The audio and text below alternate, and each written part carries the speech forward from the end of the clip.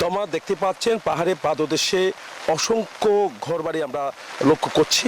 তো কেউ পাহাড়ের চূড়ায়, আবার কেউ একেবারে পাহাড়ের নিচে বসবাস করছেন। তো কোনো কোনো জায়গায় পাকা ভবন দেখা যাচ্ছে, কোনো কোনো জায়গায় টিন শিটের বাড়ি দেখা যাচ্ছে, কাঁচা বাড়ি।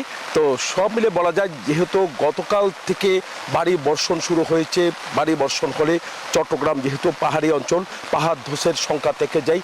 এই পর্যন্ত পাহাড় ধসে চট্টগ্রাম এমনকি রাঙ্গামাটি সহ 300 জনের মতো প্রাণহানি হয়েছে।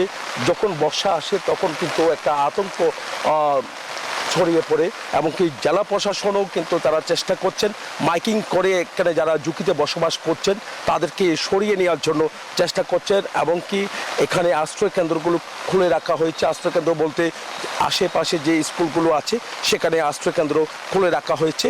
তবে এখানে যারা বাসিন্দা আছেন তো তাদের মধ্যে এখনো পর্যন্ত আশ্রয় কেন্দ্রে যাবে সেটা কিন্তু দেখা যাচ্ছে না। তো জেলা প্রশাসন বারবার বলছেন যখন বেশি বৃষ্টি হবে তখন কিন্তু অন্তত আশ্রয় কেন্দ্রে গিয়ে তারা নিরাপদ স্থানে সেখানে থাকা দরকার। তো তারা এখানে যারা বসবাস করছেন তারা বলছেন যখন বেশি বৃষ্টি হয় তখন আশ্রয় কেন্দ্রে যায়, আবার যখন একটু বৃষ্টি থামে তখন আবার তাদের যেখানে তাদের বাড়িঘর সেখানেই কিন্তু তারা ছুটে আসে। তবে যে কোনো সময় পাহাড় ধস হলে প্রাণহানির সংখ্যা রয়েছে বলে আমাদেরকে জানিয়েছেন আবহাওয়া অধিদপ্তর। বলছেন এরকম বৃষ্টি আরও বেশি বাড়ি বর্ষণ হতে পারে আরও কয়েকদিন। একই সাথে পাহাড় ধসের সংখ্যা রয়েছে, ভূমিধসের সংখ্যা রয়েছে।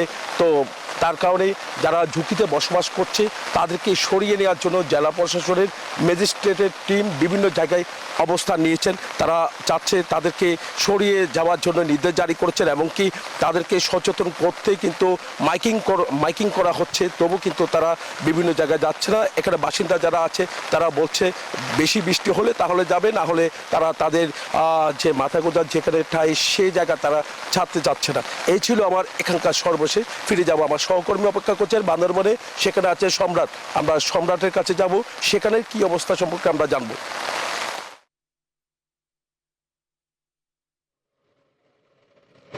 জয়, আপনাকে ধন্যবাদ। আপনি যেমনটাই বলছিলেন সাগরের নিম্নচাপের কারণে আজ 3 দিন ধরে বান্দরবানে ভারী বর্ষণ অব্যাহত রয়েছে। আমি যদি একটু দেখাতে চাই আপনাকে, এই যে বান্দরবানের যে সাঙ্গু নদী, এটা প্রায় বিপদসীমার অতিক্রম করার অবস্থা হয়েছে এবং ভারী বর্ষণ অব্যাহত থাকায় আরেকটা নদী, বান্দরবানের প্রধান নদী লামা মাতামুহুরী নদী বিপদসীমা অতিক্রম করে গত রাত থেকে বান্দরবানের নিম্নাঞ্চল কিন্তু লামা উপজেলার নিম্নাঞ্চল প্লাবিত হয়েছে।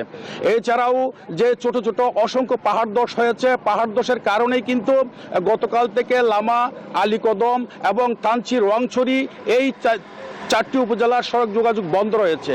এরপর আমি যদি আরেকটু বলতে চাই যে বান্দরবানের যে লামায় যে পানিতে তলিয়ে যাওয়ার কারণে যে আলীকদমের সাথে সারা দেশের যোগাযোগ বন্ধ রয়েছে। এরপরেও যে গতকাল থেকে যে থানচিতে যে অর্ধশতাধিক পর্যটক আটকা পড়েছে সাঙ্গু নদীতে পানি বৃদ্ধি হওয়ার কারণেই, কিন্তু তাদেরকে এখন নিরাপদে সরিয়ে নেওয়া সম্ভব হয়নি। আমি জেলা প্রশাসনের সাথে কথা বলেছি, জেলা প্রশাসন যেটা বলেছেন যে জেলা প্রশাসন যেটা জানিয়েছেন 220টা আশ্রয় কেন্দ্র খোলা হয়েছে এবং পর্যাপ্ত পরিমাণ যে ত্রাণ মজুদ এবং ওষুধ মজুদ রয়েছে।